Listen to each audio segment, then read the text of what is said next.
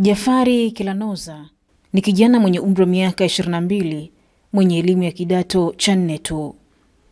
Ingawa hana taaluma mahususi aliyoibobea, yeye pamoja na baba yake Mzee Kilanoza wanamiliki na kuendesha kiwanda kidogo cha uchakataji wa mazao ya michikichi. Wanazalisha mafuta ya mise pamoja na sabuni maarufu mikoani kwa jina la sabuni za Kigoma. Katika shughuli hizo ndipo alipoweza kugundua kuwa kuna gesi inayotoka kwenye mnyemwe ambao ni magadi yanayobaki baada ya kupika na kutoa mafuta kwenye chikichi. Mwanzo kabla tujavumbua ya maji, tulikuwa tunamwaga tu, yanaenda tu kuchafua vyanzo vya maji.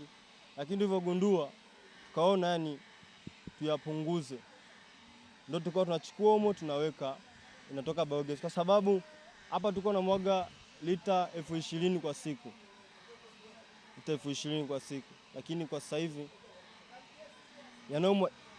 yanayomwagika ni machache kwa sababu ya biogas hapa. Maana muda mwingi tunapenda tukoroge hivi. Tukishakamua ngazi, kuna maji ambayo huwa yanabaki, tunayoita mnyemwe. Maji yenyewe ni haya hapa. Maji haya tunachukua, tunapeleka kwenye shimo kule. Tunachukua kidogo chokaa, tunachanganya. Tukishachanganya chokaa hapa, ndio tunamimina kwenye shimo lingine. Tukishamimina kwenye shimo lingine, ndio tunapata biogas.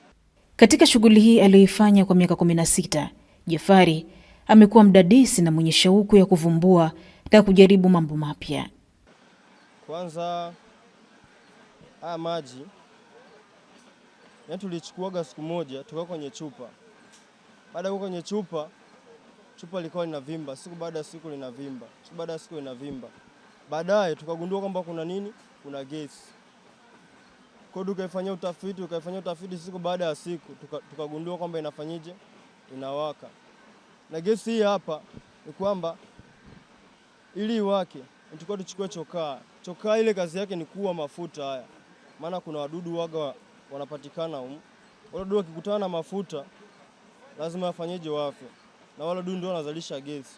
Kwa mujibu wake, gesi hii ni salama kwa kupikia na wameshaifanyia majaribio katika ngazi ya kiwanda chao binafsi. Wanaamini kama watapata ithibati na uwezeshaji kutoka kwa mamlaka, basi itakuwa mkombozi kwa wananchi waliopo vijijini, hususan mkoa wa Kigoma unaongoza kwa kilimo cha michikichi. Kwanza hii ni gesi ambayo hailipuki. Yaani uwakaji wake ni kama sentimita 3 chini. Linawaka chini, lakini ikipanda juu haina uwezo wa kuwaka. Kwa hata nikisambaa tuseme chumba kizima, haina uwezo kusema kwamba inaweza ikalipua chumba.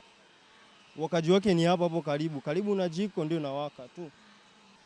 Kunufaika bado hajanufaika kwa sababu namna ya kuibeba hatuna filling station.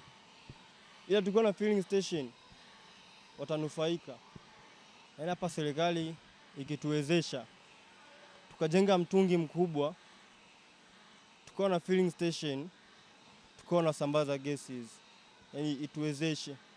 Sisi tunahitaji serikali itoe elimu kwa wananchi na pia itoe vyanzo vya kufanyije, yaani tuseme itoe mitaji kwa vijana, au tuseme kwa mfano hao ambao walipata elimu hapa kujenga biogas, itoe nini? Itoe mitaji ili wakianza kujenga waaminike.